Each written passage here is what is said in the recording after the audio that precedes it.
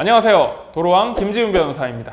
스쿨존에서 어린이 사고를 내면 가중처벌되는 일명 민식이법, 다들 잘 알고 계시죠? 정식 죄명은 특가법상 어린이보호구역 치사상죄인데요. 상해 사고는 1년 이상 15년 이하의 징역 또는 500만 원 이상 3천만 원 이하의 벌금, 그리고 사망 사고는 무기 또는 3년 이상의 징역형이 규정되어 있습니다. 그런데 이거는 법 조문에서 정해놓은 법정형이라는 것이고요. 실제 선고는 여기에 여러 가지 요소를 고려해서 대법원이 양형 기준에 따라 정하게 됩니다. 민식이법은 이미 2019년에 제정이 됐지만 아직 여기에 따른 구체적인 양형 기준은 대법원에서 만들어지지 않았었는데 지난 4월 말에 대법원 양형위원회에서 이 기준을 신설했고 이 새로운 기준이 7월 1일부터 적용됩니다.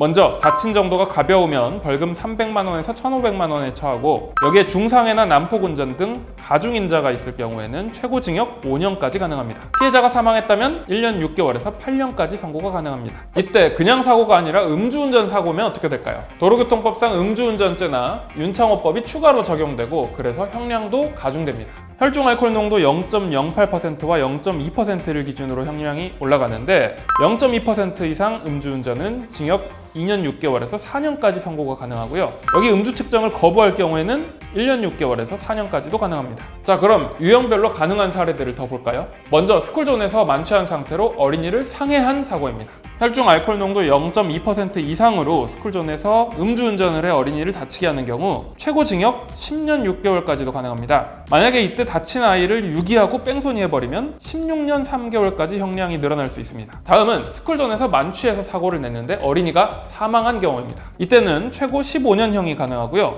여기에 사망한 어린이를 그대로 두고 가버리면 이 뺑소니는 23년형, 여기에 더해서 적극적으로 사체를 숨기는 등 유기한 뒤에 뺑소니해버리면 징역 26년형까지도 가능합니다. 자, 이런 양형 기준은 법에서 딱 정해진 것은 아니고 권고에 불과하지만 판사가 양형 기준을 벗어나는 판결을 할 경우에는 판결문에 꼭 그 이유를 기재하도록 되어 있습니다. 따라서 판결에 상당한 영향력을 행사하죠. 물론 이 양형 기준이 7월 1일부터 적용된다고 하지만 이미 판사들이 이걸 참조해서 판결을 하고 있을 것으로 보입니다.